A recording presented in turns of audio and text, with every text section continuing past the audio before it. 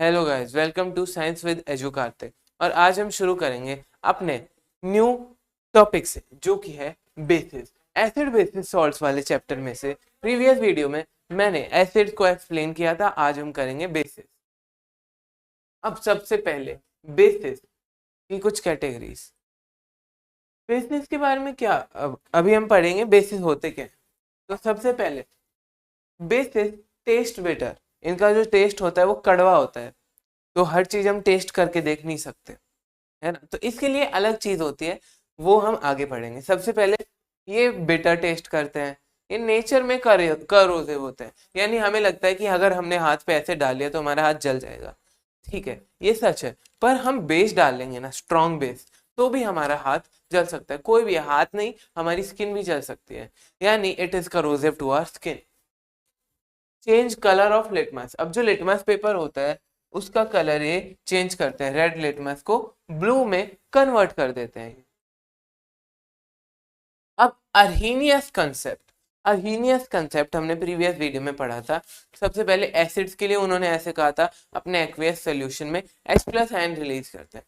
पर बेसिस के लिए उन्होंने कहा है कि बेस एक ऐसा सब्सटेंस होता है जो अपने एक्वियस सॉल्यूशन में OH- आयंस रिलीज करता है, यानी नेगेटिव आयंस को रिलीज करता है अपने एक्वियस सॉल्यूशन। यानी जब हम किसी बेस में वाटर डालते हैं तो फिर वाटर में बेस डालते हैं तो वो OH- आयंस रिलीज करते हैं।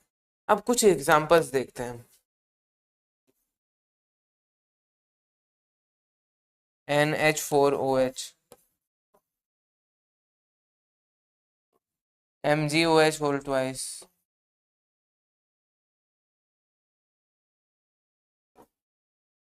Calcium hydroxide, etcetera. अब देखो, जितने भी ये जो बेसिस दिख रहे हैं आपको,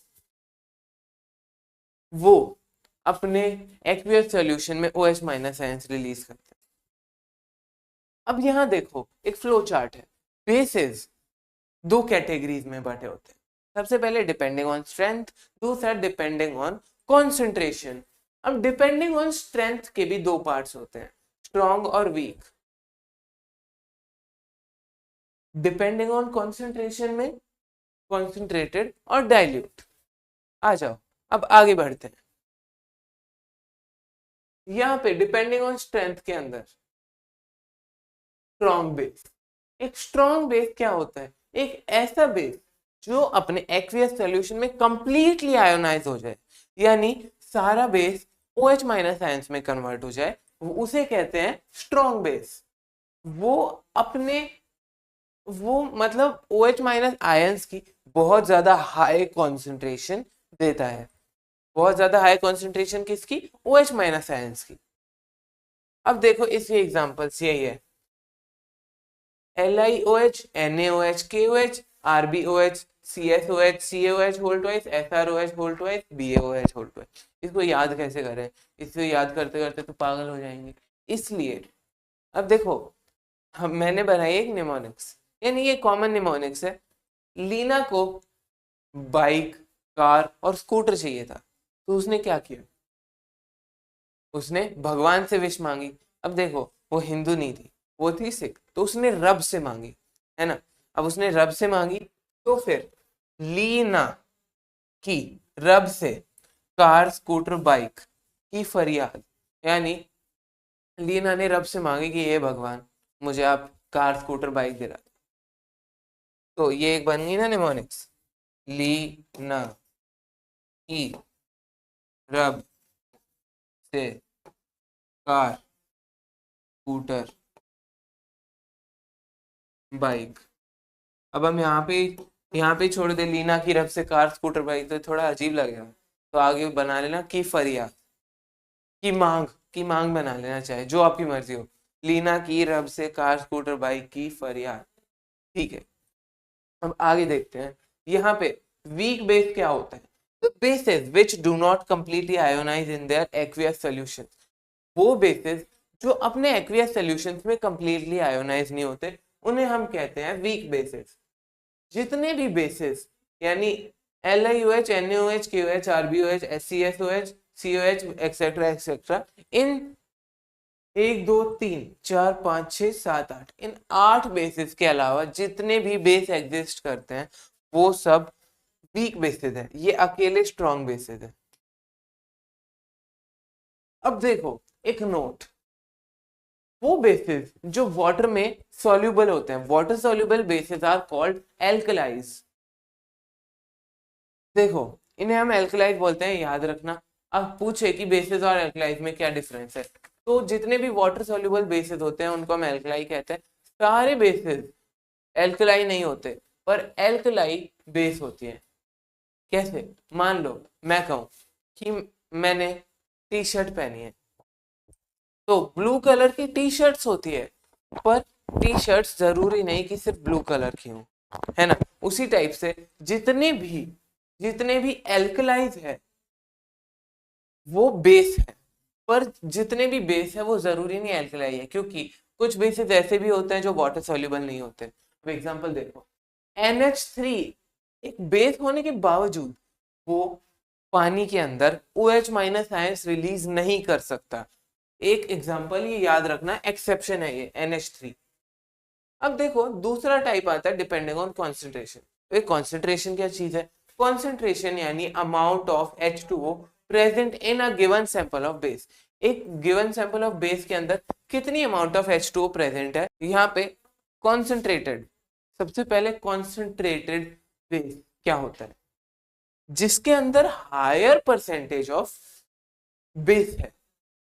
यानी देखो बेस का एक अमाउंट लिया, वो हमने H2O में डाल दिया, फिक्स H2 है, H2O है, पर जो बेस है उसका अमाउंट बहुत ज्यादा है, तो ये है कॉन्सेंट्रेटेड एसिड। इसका एग्जांपल है NaOH, KOH, NH3। कोई दूसरा डाइल्यूट बेस। अब डाइल्यूट बेस क्या होता है? डाइल्यूट बेस वो बेस होता है जो जिसके अंदर लो परसेंटेज ऑफ बेस हो पर H2O का अमाउंट फिक्स हो। क्या एग्जांपल? NaHCO3, NH4OH। अब नेक्स्ट पे आते हैं केमिकल प्रॉपर्टीज। सबसे पहले केमिकल प्रॉपर्टीज ऑफ बेस क्या होती हैं? इधर रिएक्शन विद एसिड।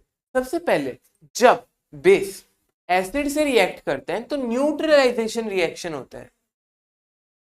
जैसे इसकी पीएच नेगेटिव, इसकी पॉजिटिव, तो नेगेटिव पॉजिटिव एक दूसरे से रिएक्ट करेंगे, कैंसिल आउट, न्यूट्रल आएगा, है ना। अब ये न्यूट्रल आ रहा है, इसी वजह से हम इसको कहेंगे न्यूट्रलाइजेशन रिएक्शन। ये न्यूट्रलाइजेशन का रिएक्शन का example, acid plus base give salt plus H2O। H2O तो कंपल्सरी है अपने, ठीक है। इसका एग्जांपल क्या लिखे? FeOH whole twice plus HCl gives FeCl2 plus H2O। ठीक है। अब दूसरा, जब मेटल से रिएक्ट करता है कोई भी बेस तो फिर base plus metal give salt plus H2O। ये हमारी इक्वेशन बनती है। ओके, अब इसका एग्जांपल भी देख लेते हैं। NaOH plus Zn। तो यहां देखो NaOH एक बेस हो गया, Zn एक मेटल हो गया, तो क्या बनेगा? NaZnO2।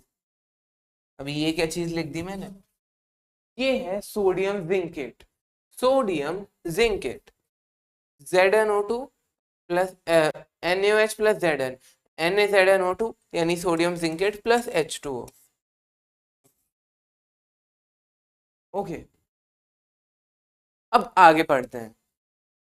यहाँ पे एक मिनट, एक मिस्टेक हो गई। यहाँ पे H2 बनेगी, H2O नहीं। यहाँ एम्फोटेरिक मेटल क्या होते हैं? एम्फोटेरिक मेटल वो मेटल होते हैं जो कि एसिड से भी रिएक्ट करते हैं, बेस से भी रिएक्ट करते हैं। यानी एसिड दुश्मन हो गया बेस का, बेस दुश्मन एसिड का। अब वो क्या है? वो एसिड के भी दोस्त हो गए, बेस के भी दोस्त हो गए, वो दोनों के दोस्त दोस्त है, ठीक है। Metals that react with both, ऐसे मेटल जो दोनों से रिएक्ट करते हैं, एसिड से भी और बेस से भी, उन्हें हम कहते हैं एम्फोटेरिक मेटल। एग्जाम्पल देखो, ZnAl PbBeSn, ये याद करने पड़ेंगे आपको, इसका कोई निमोनिक नहीं। ZnAl PbBeSn, ठीक है। एल्यूमिनियम और जिंक तो याद रह जाएंगे आपको। प्लम्बम यानी कि लेड, बेरिलियम और Sn यानी कि टिन, ये याद करने पड़ेंगे। ओके, आई होप ये क्लियर है। यहाँ पे हमारा बेसिस का टॉपिक खत्म होता है और नेक्स्ट वीडियो से हम शुरू करेंगे सॉल्ट से। Till then bye bye.